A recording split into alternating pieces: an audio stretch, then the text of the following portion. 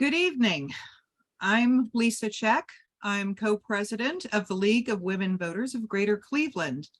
Welcome everyone to tonight's program. So for more than 100 years, the League of Women Voters has had a mission to educate voters. After the Supreme Court Dobbs decision overruled Roe v. Wade in June, we realized we were not as informed as we wished we were about how the clock works on fertilization and gestation, just as one example. This webinar is designed to be a nonpartisan, fact-based webinar to help League members and voters be fully informed about the impact of recent changes in laws concerning medical choices and reproductive health issues.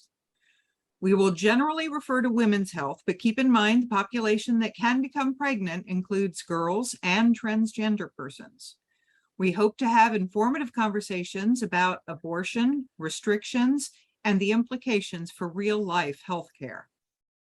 Questions were solicited in advance and provided to panelists.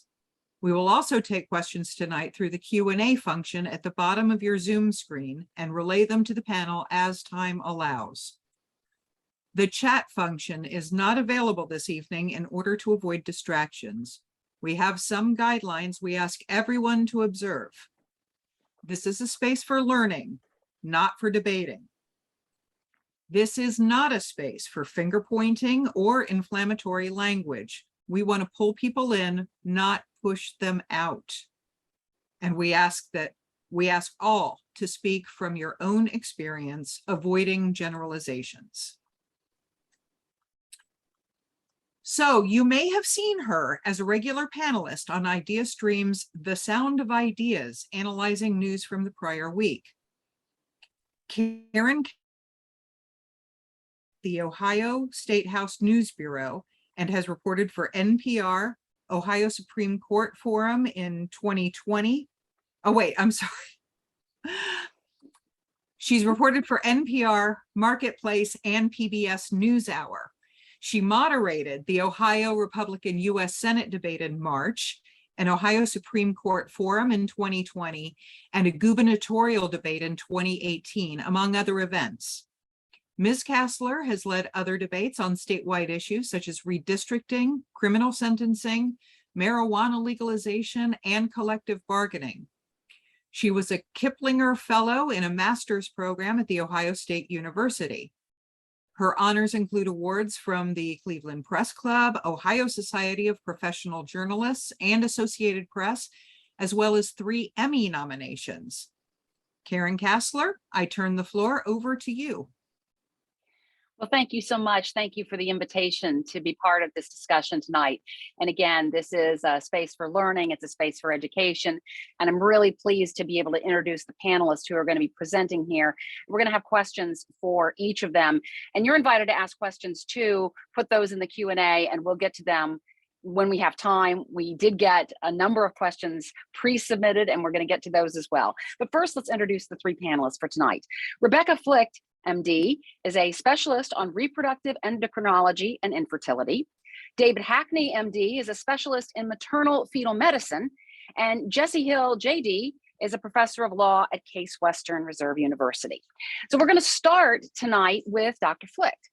And let me introduce Dr. Flicht here. She is an associate professor of reproductive biology at Case Western Reserve University. She completed her medical training in California and then returned to her hometown of Cleveland, where she's been practicing for over 10 years. She is the chair of the Fertility Preservation Special Interest Group of the American Society of Reproductive Medicine. Her work in reproductive endocrinology and infertility includes assisting patients with in vitro fertilization, treatment of fibroids and endometriosis, and reproductive surgery. She's also organized a group of fertility physicians for advocacy within Ohio to promote women's reproductive and fertility rights here. Dr. Flicht, thank you very much for joining us tonight and explaining some of the ABCs of reproductive health. Are you there? I'm here, Karen. Thanks so much for having me. Great. Well, let's start with just an opening question for you. You are an IVF doctor, which I just mentioned. What is the potential impact of current legislation on individuals and couples in Ohio who are trying to become parents? And if you can talk even about upcoming legislation. Absolutely. I think people are often surprised to find that a fertility specialist who's spent her life helping individuals and couples get pregnant, have babies, is interested in talking sometimes with groups that are mostly focused on, abortion and women's reproductive rights. But in my mind, it's part of a continuum. It's part of the same question, which is women making decisions about their bodies. And so I think of these as very close cousins, what women make as far as decisions about fertility and what women make as far as decisions about pregnancy. And so I think these issues are very much interrelated. To answer your question, and I think I'll go a little bit more into this during my section, but IVF services, whether it's directly or indirectly, are very much under threat, not with the current legislation, but with the upcoming and proposed legislation that we may start talking about in the Ohio legislature here in the fall. And it mostly centers around ideas of personhood. As you guys probably know, there are 4 bills, 2 of which have been sort of co-proposed in the House and the Senate. And one of those bills, really seeks to define human life as starting with conception. And just for like a little fertility 101, there's a big difference between conception, which is when the sperm and the egg come together, and that can happen in the body. It can also happen in the IVF lab, and implantation of the pregnancy into the uterus. That's that fertilized egg that travels down the tube and implants into the uterus 5 or 6 days later. And so I think moving that timeline up to where an egg and sperm come together, whether it's intended or unintended, can have massive consequences on our ability to provide IVF services in the state of Ohio, perhaps even making it unsustainable. And that would be devastating. I am sure that many of the folks on this call either personally have a history of infertility or know someone close to them that has a history of infertility. 1 in 8 couples will face infertility. That's you, me, and all of us, that are at risk. And IVF is probably one of the most powerful tools that we have to treat that. So I'm very concerned looking at some of the upcoming legislation that the effect on IVF could be significant. Great. Well, let's talk a little bit more about what happens in pregnancy, because this seems to be a mystery to some people, including people who might be discussing laws that could regulate it. So let's talk about when actually that clock does start. Absolutely. So I think for just looking at our menstrual cycles, typically most women will ovulate around the middle of a 28-day cycle. Ovulation happens around day 14. Some women are aware of it. Some women aren't. Some women need an ovulation predictor kit to tell them when that's happening. But fertilization generally happens, within 24 to 48 hours of the release of that egg. Fertilization is the coming together of the sperm and the egg. Now for IVF, we can do that artificially in the lab. We can bring the sperm and the egg together, or it may happen within the body. And that's one of the key concerns about some of the language in proposed legislation, which is that there's really no discrimination between those two. And similarly, there's no discrimination about implantation, whether it implants into the uterus, which is what typically happens 5 to 6 days later, starts making HCG, which is the pregnancy hormone. And that's really, in our mind, where the beginnings of a pregnancy come together. Now, it's a long way from that to a heartbeat, which is something that we can typically see by, about 6.5 weeks of what we call the gestational age. But in any case, whether it implants into the uterus or implants somewhere outside the uterus, as many of us have heard about tubal pregnancies, ectopic pregnancies, I've treated pregnancies that implant into a C-section scar that can't proceed. A lot of the language in some of the bills that I've reviewed doesn't make mention of what kind of implantation we're talking about. But for those of us in medicine, that's of critical importance. And then, how that pregnancy proceeds is also very important in talking about how we can potentially intervene with the current and proposed legislation. So what you're saying, it sounds like, is being precise really helps here, that a lot of the terms that are being used are vague. And so it makes it hard for doctors potentially to figure out what I can do and what I can't.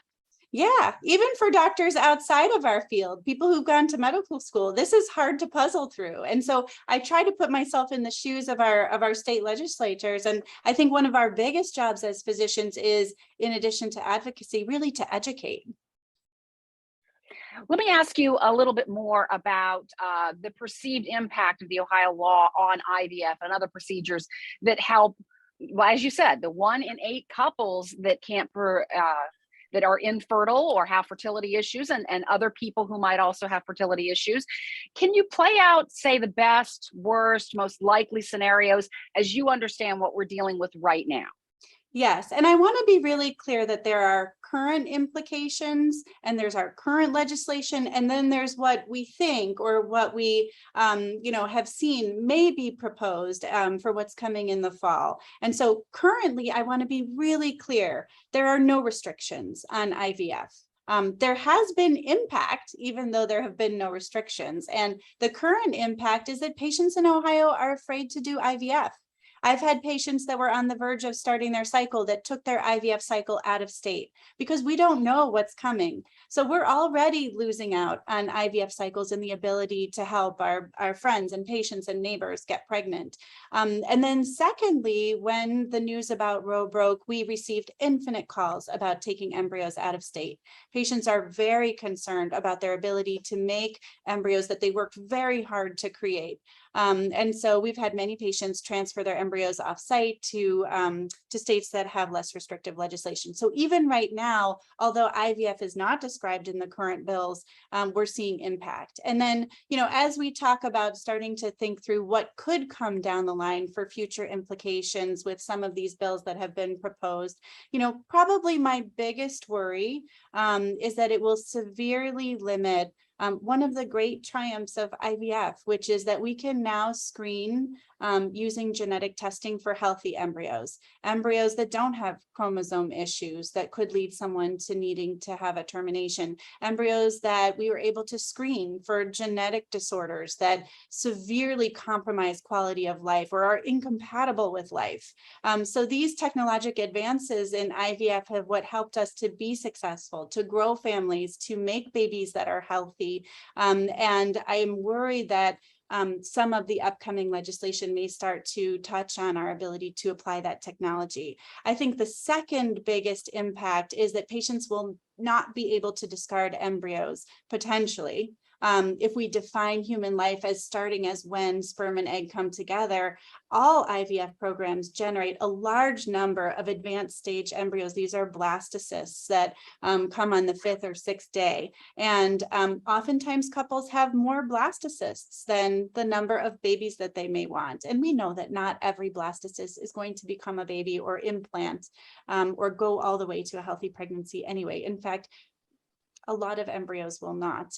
But in any case, I think that the concern is that couples work very hard and spend a tremendous amount of money to create these embryos, but often have extra embryos. And what they can do with their extra embryos at the end of the day when their families are complete may be severely compromised. These couples may have to pay basically infinite storage fees to preserve these embryos for an eternity that they never tend to use if they can't discard it. And that would significantly increase the cost of IVF.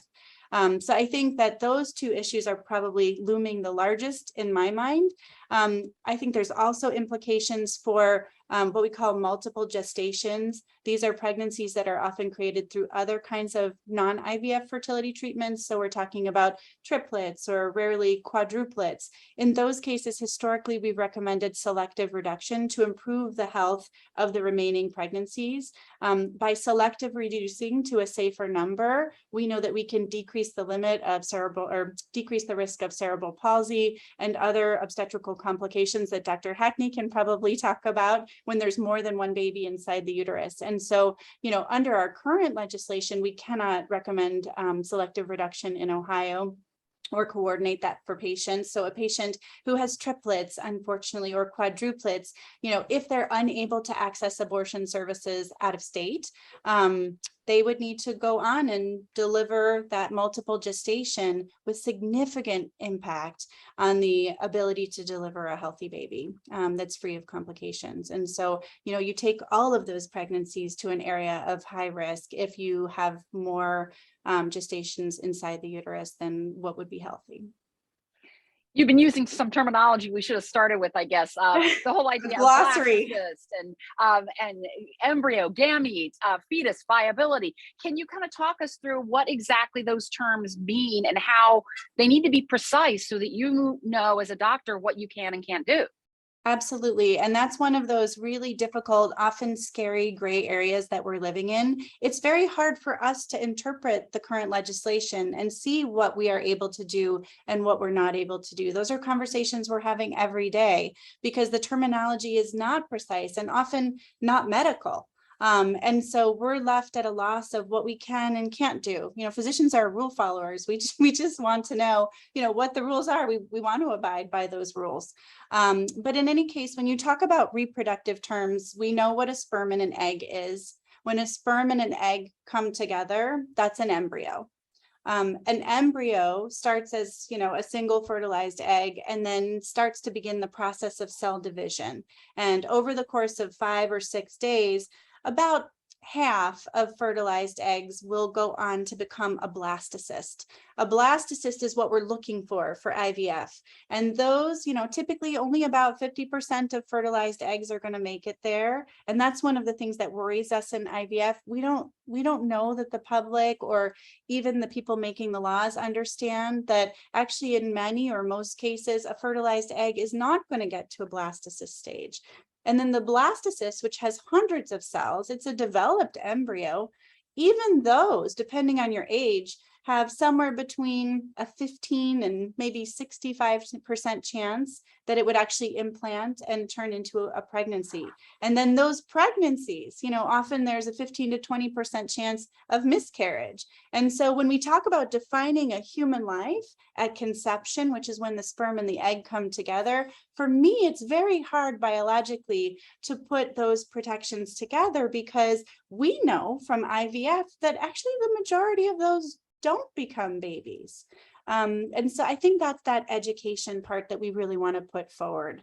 It's tempting to think about a human life as starting when a sperm and egg come together, but that's really a potential that has yet to be realized. You hinted this a little while ago, and I want to go back to this idea, the fetal heartbeat ban, the ban on abortion after cardiac activity is detected. And I remember covering the very first press conference when the bill was first introduced back in 2011, and now it's actually in place in Ohio law. What does that mean? What is a fetal heartbeat, at least in the law that we're talking about here? Is it actually a heartbeat? And perhaps Dr. Hackney can weigh on this as well, but in the IVF lab, we don't get to the point of a fetal heartbeat. There's no motion, there's no muscular wall motion, there's no fetal cardiac activity. That typically happens, weeks after the embryo transfer at what we consider a gestational age of about 6.5 weeks. I will say my concern, having now lived through, several months of the SB 23, is that there are many situations where we manage pregnancies that have a fetal heartbeat that turn out to be tubal pregnancies or ectopic pregnancies. We manage pregnancies that have implanted onto a C-section scar. I've found pregnancies with a heartbeat implanted by someone's liver ready to rupture, and those can be absolutely threatening to the life of the mother. And so again, it's this concern that because there's a lack of precision in the language, that our hands may be tied performing life-saving surgeries for women who happen to have a pregnancy with a heartbeat that is implanted into the wrong location. So we know that if we're not precise in our language and we don't use medical language, that women may suffer and women may have adverse consequences. I remember a couple years ago now, that there was an attempt to propose a bill that would allow for an ectopic pregnancy to be re-implanted in the uterus. This is not something that is a thing, right? It's not a thing.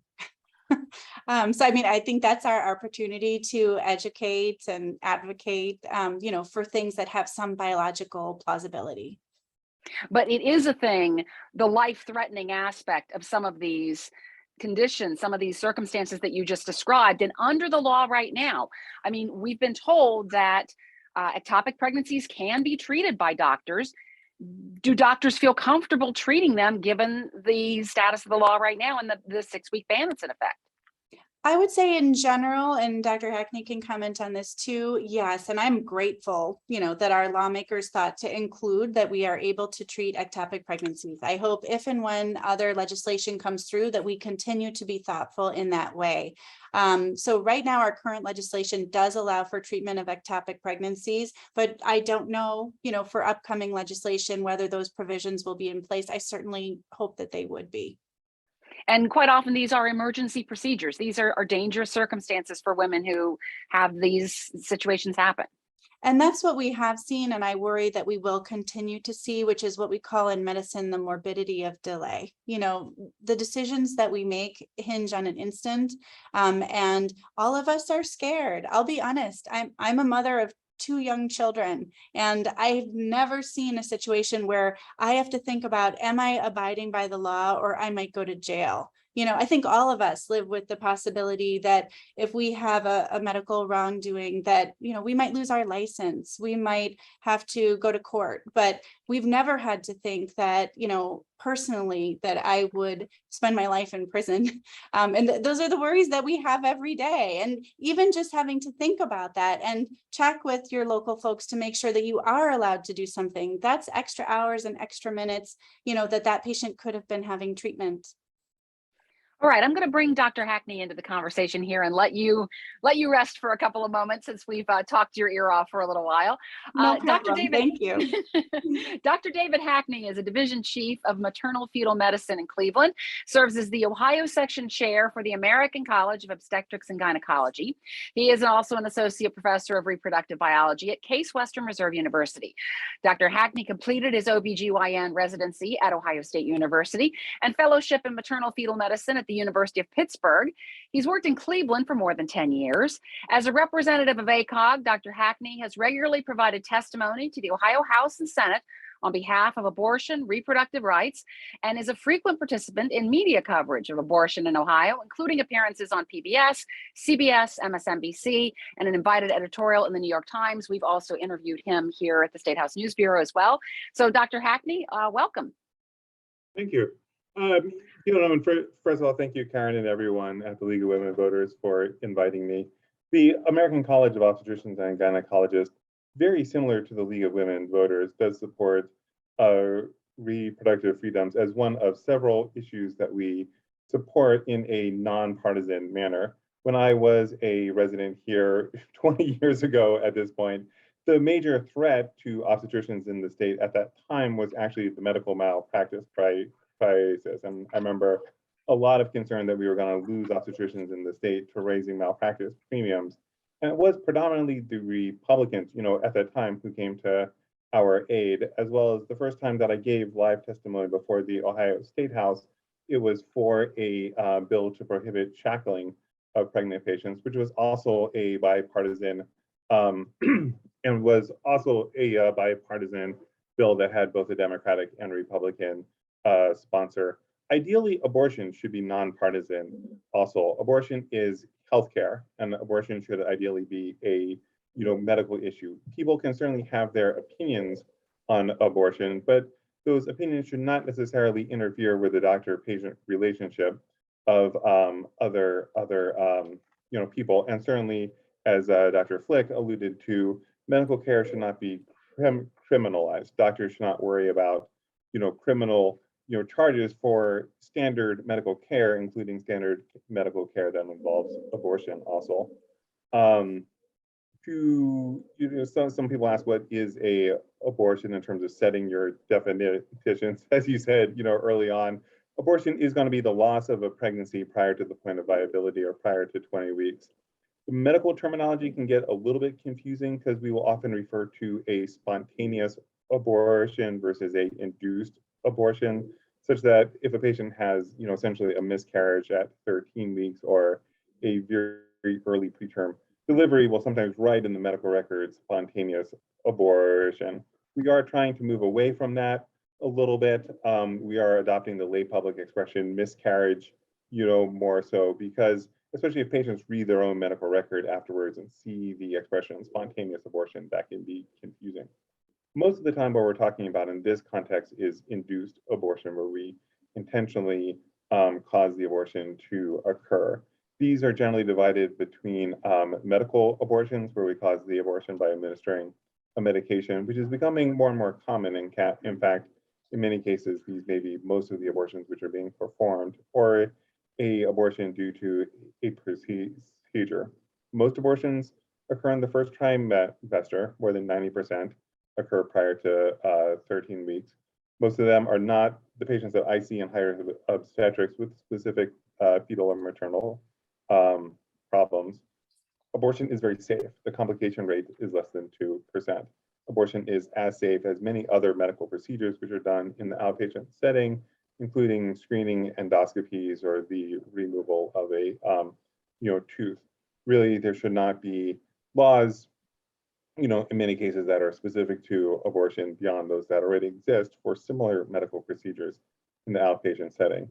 Abortion is also significantly safer than continuing a pregnancy to term. If you have a completely healthy mother, her chances of major morbidity, her chances of mortality are approximately 14 times higher if she continues all the way to term and delivers than if she delivers at 13 weeks. Thus, laws that restrict abortion, even among completely healthy patients, are going to have, with certainty, a negative impact on maternal mortality and morbidity in the state, simply by having the patients who do not wish to be pregnant carrying to term and experiencing the increasing morbidity there. I myself practice high-risk obstetrics, so I predominantly only see patients who have either fetal concerns or maternal health problems, be it diabetes or any other range of maternal illness. Mostly where I, in my practice, contact abortion is in these two cases. With regards to maternal medical illnesses, the law does have an exception for patients who are going to die. There's also a exception, and I always have to look up the words, a serious risk of substantial and irreversible impairment of a major bodily function. It's otherwise quite unclear. There are a couple of specific conditions which are outlined in the law, specifically diabetes, preeclampsia, previable membrane rupture. Multiple sclerosis is spelled out as one of the diseases, which is always a little bit odd. I mean, it's certainly a serious disease, but of all the human diseases, why was that one included? But there's a tremendous amount which is vague and where it's not clear, and where doctors are going to have to potentially decide in a gray zone what would fall into the law and what would not, often with the mother's health at stake, and as Dr. Flick alluded to, with potential criminal liabilities over our head. And our medical malpractice does not cover criminal. We have medical malpractice that helps cover civil liabilities if we're sued. But I can't commit like a crime at work and ask my medical malpractice carrier to, cover me for my crime. So sometimes people say, like, you should be able to easily defend yourself. If there's a mom who's dying, and let's say a politically motivated prosecutor decides to file what would be essentially a nuisance, criminal charge against you, you should be able to defeat that in this law. Even if that's so, I shouldn't have to be facing criminal charges in the first place, and I may have to pay for my own defense, if it's not covered. But those are sort of the medical cases, where mom's health is at risk. There's also the fetal conditions, including, very sadly, the lethal fetal anomalies. In those cases, the current law, SB 23, is very clear. We cannot offer abortion for fetal indications, no matter how bad.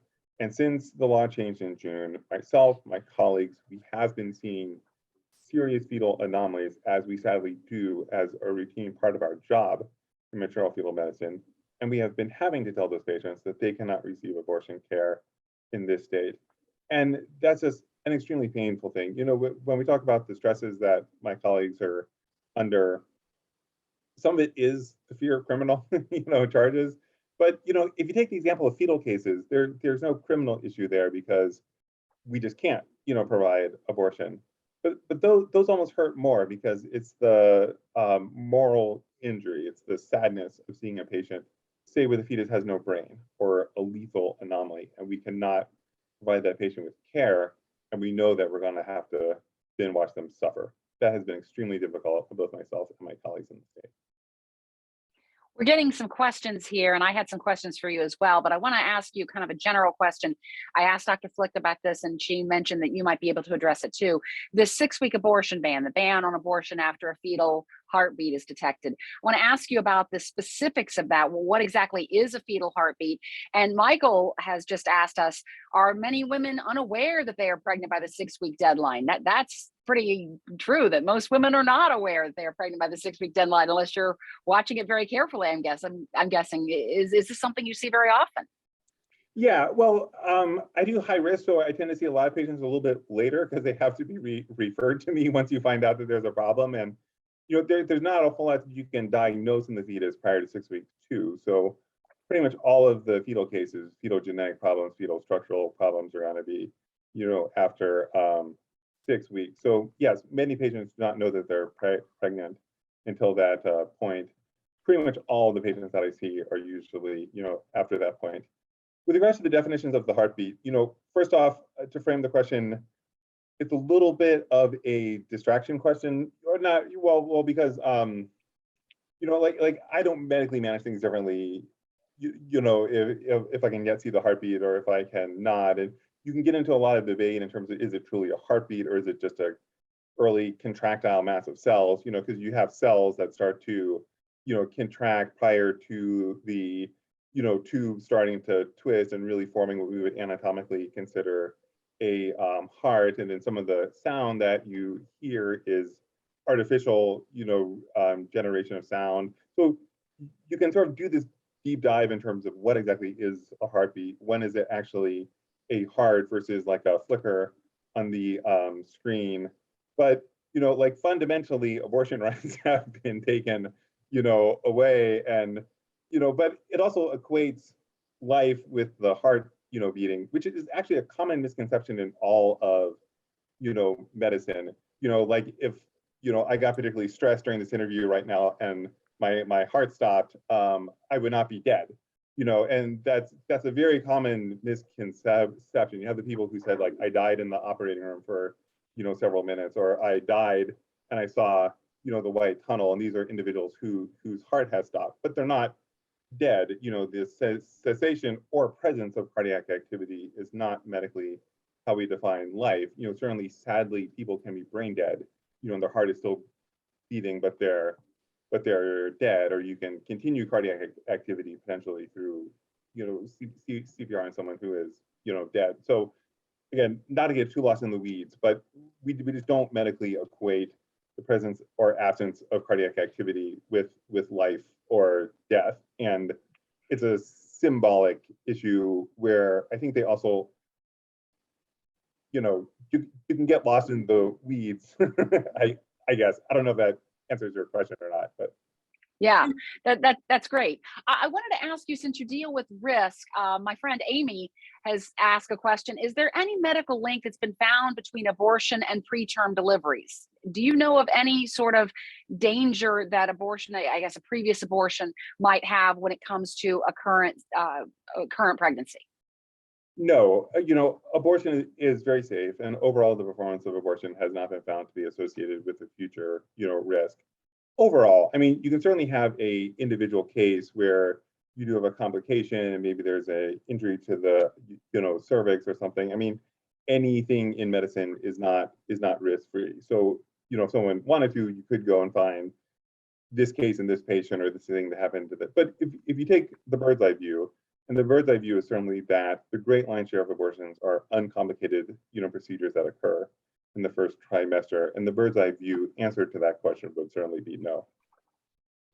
You mentioned a couple of things that I guess some people might call horror stories, situations where, and we've been reading about them in the media, about women who, under different circumstances, would have been allowed to terminate their pregnancies because the pregnancy was incompatible with life. You're seeing those things happening in real life right now in Ohio.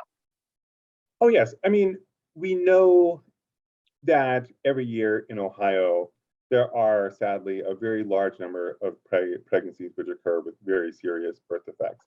A lot of these are random too. A lot of these are things that we are just lucky that it did not happen to us. And we know that they exist. We know that we have every year cases of lethal anomalies, lethal genetic anomalies, cases of anencephaly where there's no development of the brain. When this law was written and when this law was passed, without exceptions for lethal fetal anomalies, I mean, it was a 100% preordained certainty that we would have patients in the state with lethal fetal anomalies who would not be able to receive abortion care in this state. And some of those are going to be able to travel out of state. Many of those are not, just like having a baby that, is going to pass away and you can't receive abortion care and it has to continue to term against your will. I don't know how to describe it. That's just awful.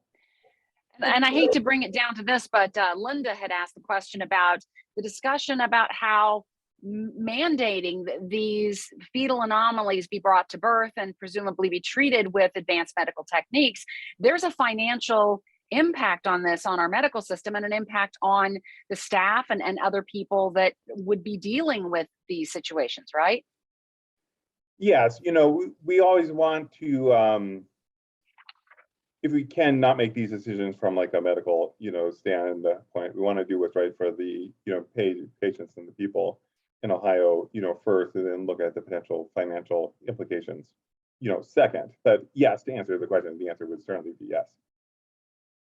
And I also have gotten complaints from people in the past who have wanted me to mention there's another OBGYN group called the American Association of Pro-Life Obstetricians and Gynecologists. What can you tell me about that group and what its influence is? I know that they exist. I will confess to not knowing a tremendous amount about them. Certainly the larger membership organization, in both the U.S. and Ohio is the college, and you do have other organizations that sometimes adopt names which are, similar to ours and enter the public sphere. We are certainly by far the largest medical group of OBGYNs in the, state, and we have a long track record of supporting abortion rights.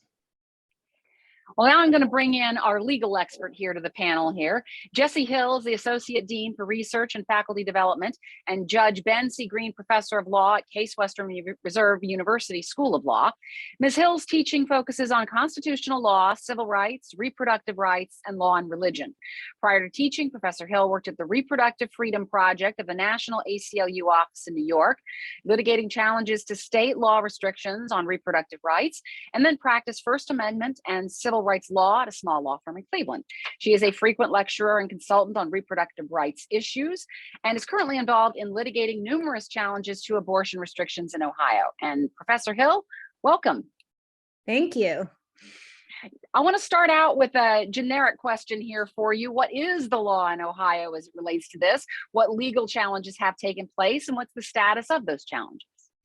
Sure. Yeah, I would be happy to talk about that for a little bit to kind of give an overview of, where things stand now, how we got there, and then also maybe what we're looking at coming in the future. And this is, maybe going to touch on a lot of the themes that Dr. Flicht and Dr. Hackney already covered from a medical perspective, but this is going to be kind of the legal do-over of some of it from the legal perspective of some of these themes. So so before the Dobbs case came down overruling Roe v. Wade on June 24th of this year, really the status quo in Ohio was that because of Roe v. Wade, although Ohio had been passing laws, the Ohio legislature had been passing laws for many years restricting abortion in various respects.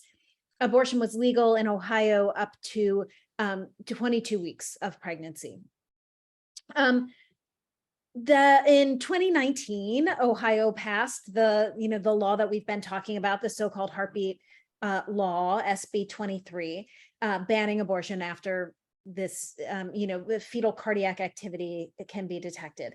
And when that law was passed in 2019, because Roe v. Wade was the law of the land, the law, actually, I was involved in the legal challenge to that law. That law, some clinics and providers sued in federal court and got that law blocked before it ever went into effect. So we never saw the effect of that law, even though it's 3 years old, until June 24th, when the Dobbs decision came down. And then that day, kind of within minutes of the Supreme Court opinion, the state of Ohio filed a motion in that case, which was still pending, around the heartbeat law, asking the court to lift what's called the injunction, which was basically the court order preventing the law from taking effect. And because the Supreme Court had overruled Roe v. Wade, and the whole case depended on the U.S. constitutional right to abortion. So the judge did lift that injunction that was on the law and let the law go into effect, actually, that very day at 6 p.m. And so that is the law that we've been talking about, that we've been living under for a little over 2 months. And again, I think folks have basically touched on this, but the law bans abortion as soon as fetal cardiac activity is detected. That's, again, 6 weeks-ish after your last menstrual period, 4 weeks after conception, sometimes earlier. The law only applies to what it calls intrauterine pregnancies, so not ectopic, although, and I'm not the doctor on the panel, one of the doctors on the panel, so I won't try to get into it, but I think Dr. Flicht was kind of alluding to the fact that that term is not totally precise in the statute, and that has created some confusion, and actually it's not defined like as a physician might define it. Or it's not precise as precisely as it should be. And so there has been a little bit of confusion around the margins, and actually our Attorney General issued some guidance supposedly trying to clarify it, that I think maybe arguably made it worse, made things less clear. However, so there's that. And then the only other exceptions, excuse me, I've been talking a lot today, are for, excuse You me. need a break? Are you all right? I think I'm okay. Oh, good. Oh, sorry. I've been talking quite a bit today. Abortions that are necessary to preserve the life of the woman, or, excuse me, address serious health risks. The other thing I want to point out about the law that we've been living under is that under pre-existing Ohio law, there's a 24-hour waiting period for patients seeking an abortion. So they have to first go, now the way it works under the 6-week or heartbeat ban is that they first have to go to see their provider and have an informed consent discussion, have an ultrasound. The provider has to check and see if there is a fetal, cardiac activity. If there is, then they cannot have an abortion in the state of Ohio, unless they fall under one of these narrow exceptions. But if they don't find fetal cardiac activity because the person's come early enough, the patient has to come back at least 24 hours later. And so 24 hours, not just the next day. If it's 11 a.m. when you had your ultrasound, it's got to be at least 11 a.m. the next day.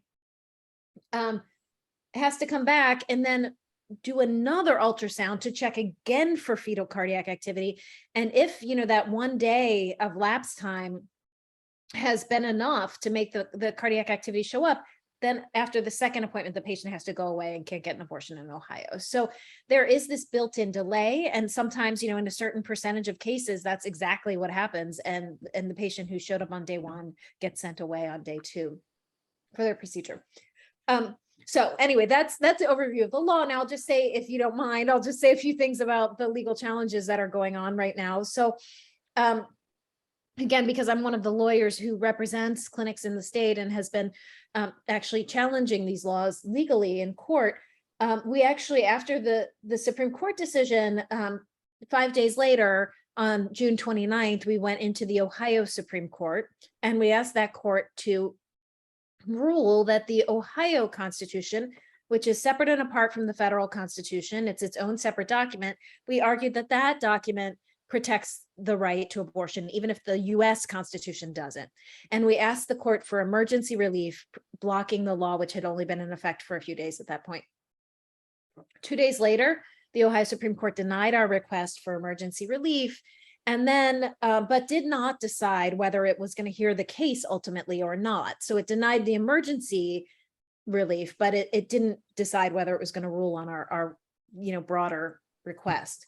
That case again sat there, and the court did not rule on it for about 2 months. And then actually we just on Friday of last week asked the Ohio Supreme Court to dismiss the case, decided to take the case out of the Ohio Supreme Court, and on that same day filed a new case in a trial court in state court in Hamilton County, and asked a trial court judge to give us emergency relief because the situation has become so dire in Ohio, particularly for freestanding abortion providers and clinics that are really not able to continue operating much longer under the circumstances because they see so few patients.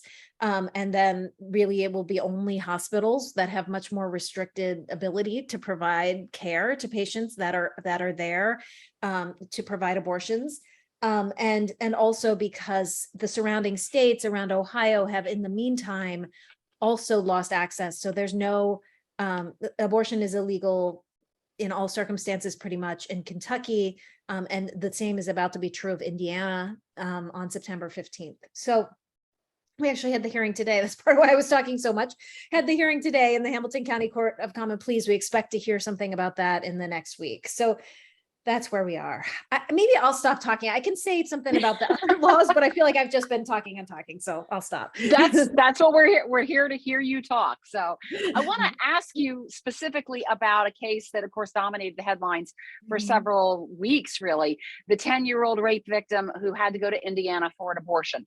And Attorney General Dave Yost had said that he tried to give out guidance, as you mentioned, on what the law would allow. And he had said that the 10-year-old could have gotten an abortion in Ohio. In your reading of the law, do you think that that's the case? I mean, the fact that she couldn't get a doctor in Ohio to perform the procedure suggests that there's real concern here among doctors.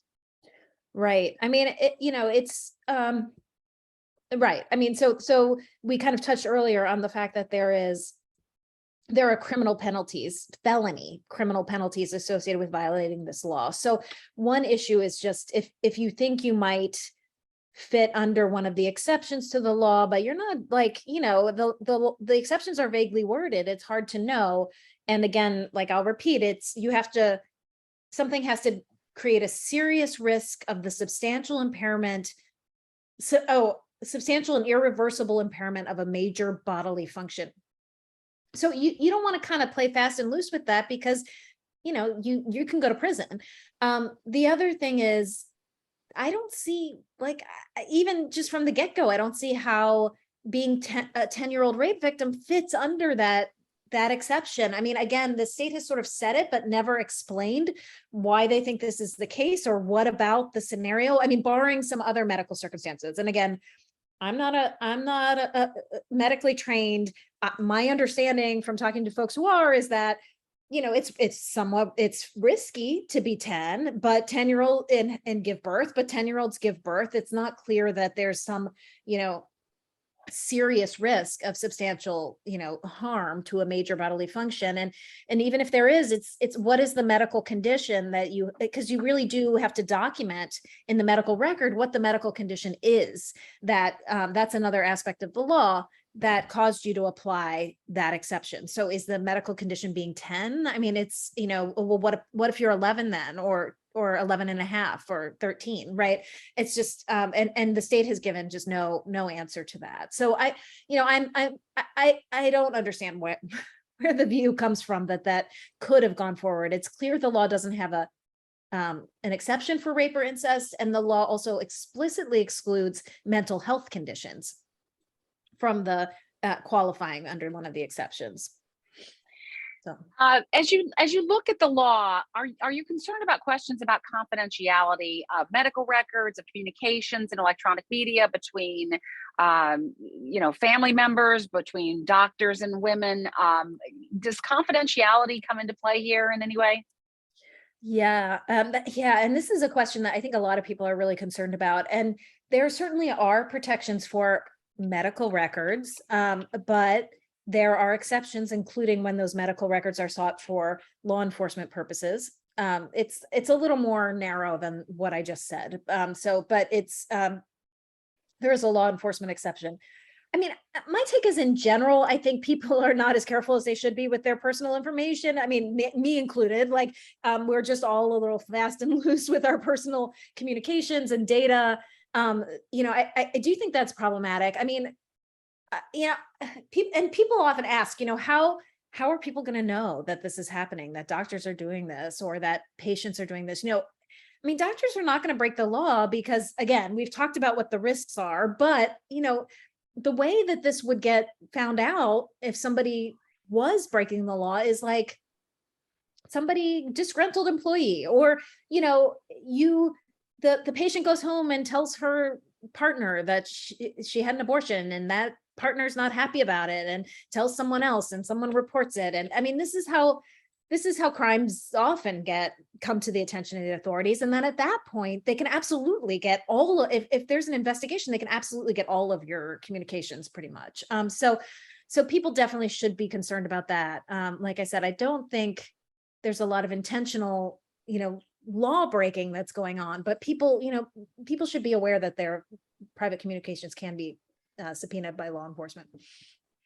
In a Texas abortion law, there was this issue of aiding and abetting a person who wanted to have an abortion. Does Ohio have that kind of stipulation, or is that something that could potentially be, or have you heard has been proposed? So, yeah, well, yes, Ohio does. So, but let me say, first of all, I should have said at the outset that this law, and maybe somebody else said it and I forgot, but that this law does not risk criminal penalties for the woman herself, the pregnant woman herself, or the pregnant person themselves. So it's very clear the law has explicit language exempting that person from prosecution. So it's mainly aimed at the provider, at the physician or the clinician. But Ohio doesn't have the Texas style law, which is really, really broad and sweeping and imposes, civil suits and things like that on, that anyone can bring. And there's a lot of things that were crazy about that law, but there is a criminal law in Ohio that forbids aiding and abetting a crime. I mean, it's just a generic law that says it's a crime to aid or abet a crime or to be complicit in a crime. And it's used in all kinds of contexts. So to the extent that there could be illegal conduct, it's the case that, people who help someone else get an illegal abortion could be subject to prosecution. The way I've heard this come up a lot in the kind of current conversation is about whether it's illegal to help someone get to another state to, have an abortion that they can't get in Ohio. And as of right now, you might argue that it's a legal gray area, but as of right now, that's what's happening. The authorities in Ohio are aware of that. They have not taken the position that that's problematic or illegal. Nothing in the law that I see clearly prohibits doing that. So, that part is still okay. It's still okay to help someone get out of state to, seek an abortion that they can't get in Ohio. I have a pile of questions here for all three of our experts, but I want to close with one last question for Dr. Hill. The issue of the right to privacy. We talked about this a little bit related to confidentiality, but the right to privacy is a big part of Roe versus Wade. Now that Roe versus Wade has been overturned, what's the fate of the right to privacy? And not just for reproductive rights issues, but for anything. What is the fate of the right to privacy that was guaranteed in the Constitution for Roe v. Wade? Right. So that's a great question.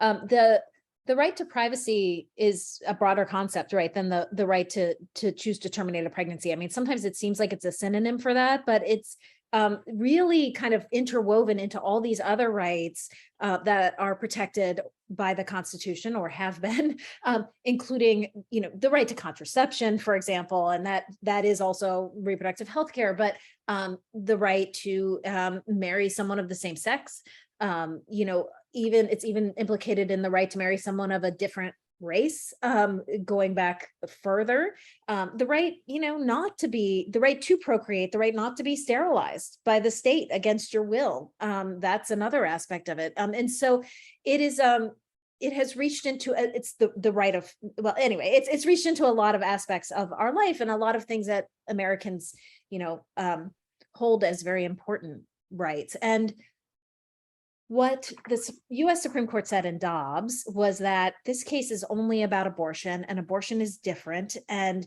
abortion involves ending a potential life or an unborn human life, or, used various terms for it. And these other rights don't. Which, you can say, okay, I buy that, or okay, I don't buy that. But I think that the real problem is that the entire rest of the court's opinion, the court's entire logic, which was really to say, let's look and see if the text of the Constitution protects this right, and then let's see if it was protected throughout our history in the 18th and 19th centuries. None of those rights were protected, and none of those rights are explicitly named in our Constitution. So I think the writing is really potentially really on the wall for those other rights. And I think we are going to actually see attacks on contraception coming soon. I think maybe emergency contraception initially and certain other forms of contraception. But I think we're going to, sadly, I think we're going to be finding out the answer to this question pretty soon. Well, I'm going to just start throwing out some of the questions that I had and questions that we've gotten. And if you're watching and you want to ask a question, please throw it into the chat and we'll try to, or into the Q&A, I'm sorry, and we'll try to get to it.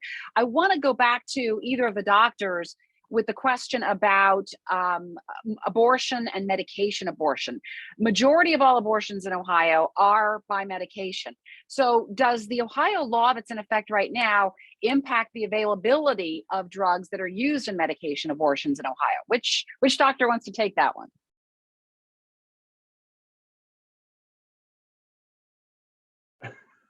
I can try. Great. And I will say I don't do I don't do what is classically thought of as medication abortion. I always do want to be careful and say that I do abortions, in that, I have patients who, again, I work in the realms of, serious maternal health, problems where we are sometimes having to administer medication to induce their labor to cause them to deliver prior to the point at which, the baby would survive. And that is a abortion that would actually technically be a, medical abortion as opposed to a procedural abortion. Sometimes patients in those circumstances don't conceptualize themselves as having a abortion. And I think that one of the surprises which has come out, for many people and the general public after the passage of the law is that those things are in many circumstances illegal, also. So those things that we don't always think of as abortions are technically abortions. So if you ask me as a binary, do I do medical abortions? The answer would be yes. The more perhaps technical answer is, I don't do the D&E procedure myself. I only see high risk, patients. And so I'm not personally involved in the vast lion's share of, medical abortions. Certainly, since abortion writ large is severely restricted, the medical abortion, would go along with that. It is not, and again, anyone please correct me if I'm wrong. It's not my understanding that the medications are otherwise restricted in the arena in which they would still be legal under the current law. And one of the things about mifepristone, and since I don't do gynecology or anything non-pregnant, I'm a little bit outside my area, but you can actually use mifepristone for a range of other uses in addition to abortion. It does, for my colleagues who do gynecology and see non-pregnant patients, there are a range actually of gynecologic uses of mifepristone, which unfortunately in general the public has not had access to because of the restrictions which have existed on this medication, even prior to Dobbs. Yeah, I mean, Well, go ahead, Dr. Flecht. Go ahead, Dr. Flecht. Yeah, I mean, just to jump in after Dr. Hackney, I mean, none of these medications are illegal, but one of the things that had been requested was for us to talk about some of the practical examples of how this is affecting us. And even though these medications are legal, I have patients desperately desiring to be pregnant. And sometimes, unfortunately, we know that 5 to 20% of pregnancies conceived, even with IVF, end in a miscarriage. And miscarriages, for those who have gone through it, they can last weeks, they can last months. And one of the ways that we complete a miscarriage is by the prescription of Cytotec, misoprostol. That's one of those medications that's been flagged as potentially being used with abortions. I spent 2 hours with a pharmacist trying to get a patient's misoprostol approved so that she could complete a grueling and emotionally demanding miscarriage that she was having. And these are day-to-day conversations. Pharmacists are refusing to dispense medications that are associated with abortion. Pharmacists, in some cases, and I love our pharmacists, but just to say, medications that I will routinely use for treatment of lots of different gynecologic decisions, it's become like a war zone where people personally or ethically don't feel comfortable dispensing certain medications that are very much a part of day-to-day treatments of pregnancies, miscarriages, pregnancy complications. And so, day to day, we are very much impacted, even though the medications themselves are not restricted. Karen, if it's okay with you, I wanted to jump in Sure. for one quick second. Absolutely. There was an ask, I think, in the questions submitted before the panel to talk about emergency contraception and then also Yes. this very controversial topic of IUDs. So do you want me to talk about that? And if so, I'm happy to. Now there's no time like the present. Let's go. Okay, while we're talking about medications, just for some broad education or perhaps generation of additional questions, there's just 2 big things I wanted to get across. I am very concerned that there's a misunderstanding, a fundamental misunderstanding that is emerging about how intrauterine devices, IUDs, work, how emergency contraception works, and what is an abortifacient, meaning what is an agent that causes an abortion. And just going back to pregnancy 101, abortions, happen after a pregnancy has implanted into the uterus and is already producing HCG, which should be a hormone that's detectable in the bloodstream. So just first, let's talk about IUDs, because this is a hot topic with potential upcoming legislation. And Jesse hopefully can back me up on this, but right now, I don't think there's any legislation here or nationally that's targeting IUDs, but it has certainly been talked about, and I think up to the Supreme Court level. So just to be clear, IUDs create environments that are toxic to sperm. They do not cause an implanted embryo to abort. They are not abortifacients. They can be used to prevent pregnancy because they're toxic to sperm, either the copper ions from the copper IUD or the hormones in the hormonal IUD that thicken the mucus and make it hard for the sperm to get through. So it's really, really important to know that IUDs, either copper or hormonal, they do not remove an already implanted pregnancy. And then just shifting gears to talk about emergency contraception, we can use a copper IUD after sex if it's inserted right afterwards as emergency contraception. And, in this case, it could potentially make the implantation of a fertilized egg less likely. So again, talking about precise language, where you draw that line.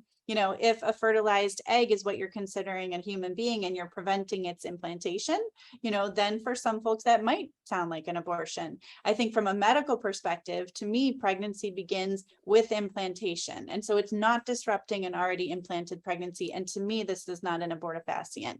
And then I think for the emergency contraceptive pills, so that would be your Plan B or your Ella, that works totally differently than an IUD, whether it's used for pregnancy protection or for emergency contraception, because both Plan B and Ella work by inhibiting ovulation. So you're giving high doses of these hormones that are going to stop the egg from coming out, and an egg that never comes out is never going to get fertilized, is never going to implant. And so again, there's been a lot of talk about whether these are abortion drugs. I couldn't be more clear from a medical perspective. These are not abortion drugs. They never have been, and I don't think they ever will be. So just to take 2 minutes to kind of talk about that, because I keep seeing it come up in discussions. And again, it just comes back to, we are happy to educate. We've spent 7-8 years in our training learning the nitty gritty of this. And, I think it's our job in some ways to make sure that the people making the laws do understand these reproductive facts. I'm very glad you cleared that up. That's excellent. And I know that there was at least one question about that specifically. I want to go back to Dr. Hackney first. There was a question that was asked, can you address what happens when a pregnant woman's water breaks prematurely? The fetus will not survive in this circumstance that we're talking about here. But if the fetus has a heartbeat, the pregnancy cannot be terminated. In that situation, which sounds like a risky situation that you would deal with, what happens then? So SB 23 does outline a number of specific conditions in which abortion can be offered due to the risk of maternal health. One of those is, in fact, the premature pre-viable rupture of the membrane. So it is currently allowable under that circumstance, as it should be, because there is a major risk to the mom's health with a extremely low probability of survival in that circumstance. The management of patients where you've had very early membrane rupture is complicated. The risk, the potential for healthy survival of the fetus is not zero, and it is important to say in that circumstance that it's not zero. It is very uncommon. The vast lion's share of those pregnancies are lost, but I can certainly think in my career of a handful of patients where the pregnancy was actually able to successfully continue. So it is worth saying that it's not zero, but the potential for a healthy child is extremely low, and the risk to the mother is extremely high.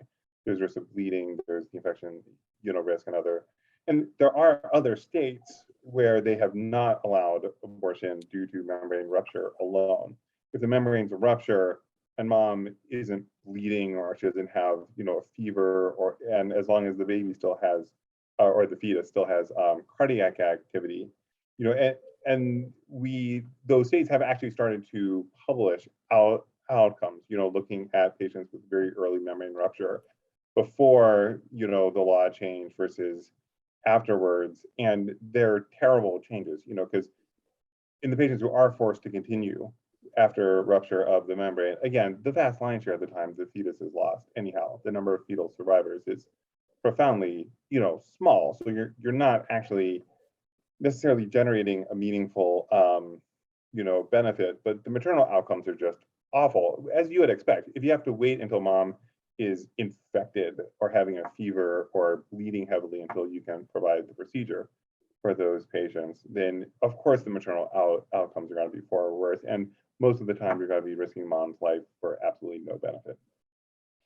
I want to go to Professor Hill for a couple of questions here. First of all, why did you choose Hamilton County for the case that you have the hearing on today? And do you think the Ohio Constitution protects the right to an abortion? Why do you think it does? I think that second question was from Amy Eddings, who was actually at the listening to the hearing. So Amy, I think you heard my argument. My Idea Stream colleague, Amy Eddings, yes. So look, as lawyers, we had actually several clients. We had clients our clients were abortion providers across the state. Two of our clients were in Cincinnati, which is Hamilton County, Planned Parenthood, Southwest Ohio, and an individual physician who provides abortions there. So we actually had our choice of locations of where to bring the lawsuit, but Cincinnati was a logical place, partly because there were more plaintiffs there, and partly because you just kind of make a judgment about what is going to be the best, what place has the best law and the best chance of getting relief, basically. So I can say a few things about our arguments under the Ohio Constitution. Again, it's a separate document, and the Ohio Supreme Court has recognized this. There have been other cases in which the Ohio Supreme Court has said, the federal Constitution says that there's no protection for this, but we think there is. That's happened under, the right to bear arms before the Ohio Supreme Court found that, or I think, before the Ohio Supreme Court found it. Free exercise of religion is another one. There have been some criminal procedure rights and things like that. We have some protective language in our Constitution. Our Constitution recognizes that there are certain inalienable rights that are equivalent of the federal constitutional language that recognizes the right to privacy is a little bit broader. than the federal language, than the US Constitution's language. And then also, we actually have this interesting provision, some of you may be aware of in our Constitution, that was adopted. It was amended in 2011 through a ballot initiative to say that basically Ohioans have a right to healthcare freedom. It's the Healthcare Freedom Amendment. And it was actually, the drafters had intended it as an anti-Affordable Care Act law, because they didn't like the individual requirement to purchase health insurance. But the language of the amendment and the language that Ohioans voted on and put into our Constitution is quite broad. And so we have unique language in our Constitution that's different from what the US Constitution says, that protects, abortion is healthcare. And it's hard to see how that doesn't, that language doesn't cover a protection for abortion. I want to go back to the doctors here for a moment and ask a question about genetic testing. The previous standard medical practice, according to the question here, was to offer genetic testing to pregnant women to see if a genetic anomaly is present, such as Down syndrome. What have all these laws, what's been the effect of all these laws on genetic testing? Is genetic testing still being done? What happens if there's an anomaly found? What can you tell us about that? I think the answer, and Dr. Hackney can take this too, is yes, we're still doing genetic testing. Patients need to be educated and informed and able to make their choices, even if that's out of state. I think the concern, for us in the IVF world is, PGTA, which is genetic testing of embryos for chromosome issues, is really the only way to find out before you're pregnant, and be able to potentially avoid a baby that has a genetic syndrome or an aneuploidy, which is an extra or missing chromosome. And again, our fear, not with current, but future legislation, is that our hands may be tied in our ability to perform that important step. Yeah. And the same, there's nothing in the law that changes our ability to provide genetic testing. Also, abortion and genetic testing should ideally be two separate issues. Genetic testing is information that you can give to the patient, and then the patient can essentially decide what they want to use that information for, which can include abortion, but sometimes it does not. Sometimes you do have a patient who wants to know if the baby has Down syndrome, even if they're going to continue the pregnancy either way, because they want to know. And often there's benefits to genetic testing in pregnancies, which are going to continue both for, planning, preparing the pediatricians, having everyone be ready if it's going to be a complicated birth, or even in the case of Down syndrome, just starting to work with support groups if you're going to continue the pregnancy, finding a pediatrician who works well with Down syndrome, so one would hope that for all the non-abortion benefits of genetic testing, that it would never be impeded upon, by the law, and is not impeded upon by the, current law. And my general approach is to continue to approach things as if Dobbs hadn't changed up until the point that the patient actually says, "I want a abortion." Ultrasound should still be, standard. Genetic testing should still be standard. We do need to make sure that the change in law doesn't make us not do the right thing, including in a lot of the standard care that we give. I'm going to address this question to Dr. Hackney because you're with ACOG, but since you and Dr. Flick are both associate professors, both of you can take this question. How is this situation impacting students' interest in pursuing education in these areas? Are future doctors and maybe even future lawyers shying away from becoming abortion doctors in Ohio or dealing with abortion legislation? So Dr. Hackney, you want to take that? Sure. In terms of training purposes, it's early to tell. There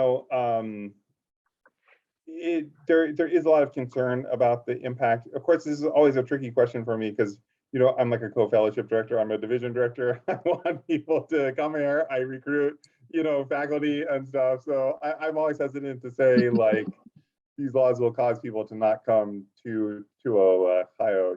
Sort of. All kidding aside, though, myself recruiting faculty is, I guess, not to overstate my importance, but it is to some extent a public health issue. We need doctors to come to the state. I run my division in high risk obstetrics. Ohio as a state could use more high risk obstetricians in the state. We have bad rates of maternal mortality. We have bad rates of infant mortality. We have a lot of sick patients who need care. So when I'm recruiting physicians to come here and join my division, part of it is, of course, I want to be like a good division director and have my chair think I'm doing a good job. But the state needs people to come here and to not leave, and to have care. So there is a definite concern. What I do hope, though, is that everyone recognizes the need for the patients in Ohio for the care that we provide here, and that the sort of harder it is, the prouder we should be of the work that we do, especially continuing to work in the state under these circumstances. In Cleveland, there's often a like us against the world type of mentality. So I'm sort of leaning into that. I don't know if that actually answers your question, but it is a very real concern. We don't know yet. It's going to take years to play out. The next OB/GYN match cycle is coming up, so we're not there yet. Dr. Flick, anything to add on that? I can only just add that in talking with many fellowship candidates and residency candidates, that was the number one question, and it's high on their minds. And for many of them, if it's choosing between going to Seattle and practicing unrestricted and coming to Cleveland, I think we're facing massive implications for getting good trainees to Ohio, as well as workforce implications, getting good, talented folks to want to bring their skills here, when they have to decide, do they want to practice in an area where they face criminal implications, where their hands are potentially tied, or do they want to go where they're free to exercise at the absolute top of their license to provide high quality care to women? And I think that we're starting to see it. I think we're going to continue to see it. At the same time, I need good people to come here, and I plan to stay. So we're going to continue to recruit. I think honestly, many of us are very committed to advocacy, and for advocacy work, you run towards the fire. Exactly. I want to ask Professor Hill 2 quick questions about the law. First of all, there was this story about the pregnant woman who was driving in the HOV lane. Somebody wanted to know, not necessarily related to that, but a legal risk for drivers in the law who are pregnant, I guess, if there's an accident or something like that. Where do we stand on anything related to that? And also the question of, if the law gets to the point where you can't travel out of state for medical care or abortion care, how can a state keep you from traveling to another state? I mean, what is the practical way that happens? Thanks. Yeah. So I don't know. I think that first question about driving and travel and so on could actually, I guess there could be two ways of looking at that question. So the one was the kind of funny thing that the woman who was driving in the carpool lane who was pregnant, and she said, well, there's two of us.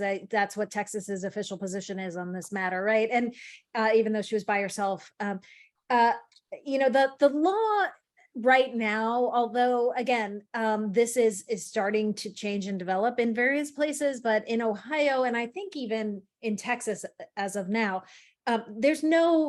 it does not say that a fetus or an embryo or a zygote or blastocyst is a person. So again, we've talked about those kind of personhood measures that might be coming.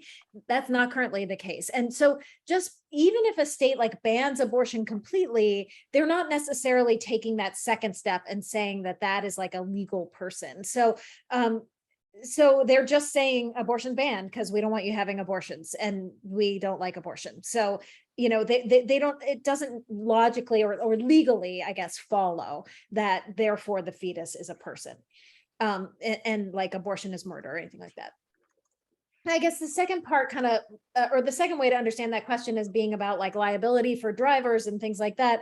I mean, again, if it's not a there are laws, actually, there are already laws in Ohio that say things like that allow for wrongful death lawsuits, that can be a crime if you harm a fetus by harming a pregnant woman, for example. These are all these kinds of laws already exist. And again, they've never been understood to be incompatible with Roe v. Wade, because they don't necessarily, the abortion can still go forward, and they don't necessarily mean that that fetus is a person, with constitutional rights. They just mean that there's, that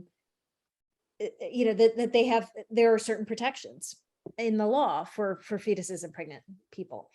The second question is about, travel out of state. And that's it's more complex than it seems. So a lot of folks look at that and they say, there's no way the state can tell you can't travel out of state. And that may be right. I mean, I think there are constitutional arguments that American citizens have a right to travel from state to state. There is a constitutional right to travel, and that the state can't prevent you from doing that. But I think the counter argument is that, if states do start to argue that the fetus is a person and that they have an interest in protecting this vulnerable person, which is a lot of the language that states have been using around this idea, then they're saying, well, you can't take a person out of the state and kill that person, right? Like, we can assert our right to protect that person, even if you take them out of state, right? And there are certain situations where states are considered to have a strong enough interest that they can extend that interest beyond their state borders. And it'll be a question for the courts whether or not states can, whether or not that argument flies, basically. But that's what the states are going to say. Great. I wanted to answer a question that has come up several times that I know I've been covering, and my colleagues at the Statehouse News Bureau have been covering, the issue of what kind of constitutional amendment or legislation is coming down the way that voters can vote on to enshrine reproductive rights in the Ohio Constitution. And right before this event started, I was texting with Senator Nikki Antonio, a Democrat of Lakewood, who's been one of the leaders on this. And she said that right now there's nothing planned. They're still working on this because putting a constitutional amendment on the ballot is expensive. It takes a lot of time and a lot of money. And so it would be something that would happen after the November election. But certainly with what happened in Kansas, it's a top of mind thing. So we have about 2 minutes here to wrap everything up. Does anybody have any final points that you want to make? Anything that you want to make sure that everybody knows about while we close this out? So because I've been compulsively checking the Q&A, because that's who I am. I noticed, and I think that I did want to say this, that someone asked us to point out that there is legislation currently pending, currently being considered by the Ohio legislature that would ban abortion completely, all circumstances, no exceptions, only something called a narrow sort of affirmative defense that would put the burden on the provider, on the physician, to prove that the abortion was life-saving or needed to protect the patient's health. So very extreme legislation. And there is also a personhood law. I personally think it's worded very strangely, and I'm not quite sure. I think there are different ways you could read it in terms of what its legal effect is, but there certainly is, in any case, a personhood law being proposed as well. Dr. Hackney, Dr. Flick, any final comments you want to make here as we close this out? Yeah, I mean, I think I want to thank all of you. I think this was such an important topic. And I think just to reflect our medical perspective, seeing the 183 people on this Zoom gives me a lot of hope that we can raise our collective voices and make the changes that we need to protect women in the state of Ohio. And, the culture right now is that physicians are scared. We're scared for our patients and what their pregnancies may look like. We're scared for ourselves personally and contemplating, our choices about where we want to practice, how we want to practice. And I think seeing something like this come together gives me a tremendous amount of hope. And as an IVF practitioner, I do feel hopeful, that people will be able to understand the science, that we will be able to introduce precise definitions. And it's certainly with all of you that we will be able to link arms and get this done. So thank you. Dr. Hackney, final quick thought there? This alludes to some of what Professor Hill was talking about with regards to, Hamilton County. Myself and my colleagues, as the people who are seeing the patients with fetal anomalies, fetal anomalies, and not so much myself or my colleagues, but my other people who are seeing the patients who are pregnant as a result of, rape and other circumstances. if there's any possible way to change this as fast as we possibly can, because this is, I want to emphasize this is a tragedy that is occurring, like right now. We are seeing these patients in our offices, right now. A constitutional amendment would be wonderful. I'd love to see a constitutional amendment that is in the future at some point. It's obviously not going to be on the November ballot. Maybe it'll be on the 2024, ballot. That's like 2 years from now. We are seeing a tragedy. This is something that's like, it's on fire, right now. So I certainly applaud all of the legal efforts which are being made. If the Ohio Supreme Court was being too slow, I, completely applaud the, attempt to step on the, gas pedal, and really, anything that can be done to have this change. This is like time dependent. This is exceedingly time dependent. It's bad right now. I guess that's my final words. So. Dr. Hackney, Dr. Flick, Professor Hill, thank you so much. This webinar was recorded and will be posted by the League of Women Voters on YouTube with links on League of Women Voters websites. I'm very happy to have been here. Thanks so much for joining us. Thank you so much.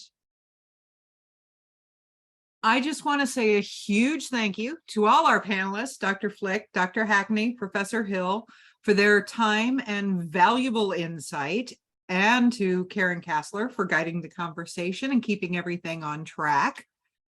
The League of Women Voters engages in both education and advocacy.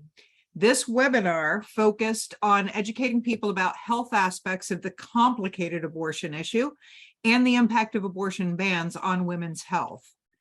Informed citizens make for informed and effective advocates. The League of Women Voters is offering other information on reproductive rights as well as advocating for choice. Since 1983, the League of Women Voters nationally has supported reproductive choice as supporting women's basic health care as well as equality and dignity. After Dobbs overturned Roe, the League noted physicians are speaking out to raise the alarm that all reproductive rights are on the line: care after miscarriage, in vitro fertilization, and even contraception. In 1992, the Supreme Court had said, quote, "The ability of women to participate equally in the economic and social life of the nation has been facilitated by their ability to control their reproductive lives," unquote. That case was Planned Parenthood of Southeastern Pennsylvania versus Casey. After the Dobbs decision, the National League reiterated that, quote, "When women and those who can become pregnant can no longer make reproductive decisions for their own bodies, they are no longer equal individuals in our democracy. This harm will exacerbate social inequalities and fall disproportionately on people of color and low-income communities already facing egregious obstacles to health care." Next week, the League will host a webinar on the economic, public health, and religious case for reproductive health with a bipartisan panel. That webinar will be Thursday, September 5th at 6:30 p.m. Please see the League website for that registration link.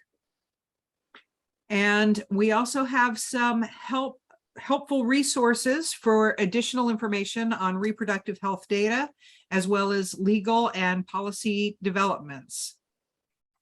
The League will be advocating for reproductive choice. So thank you, panelists, Karen, and attendees for joining us this evening. Good night.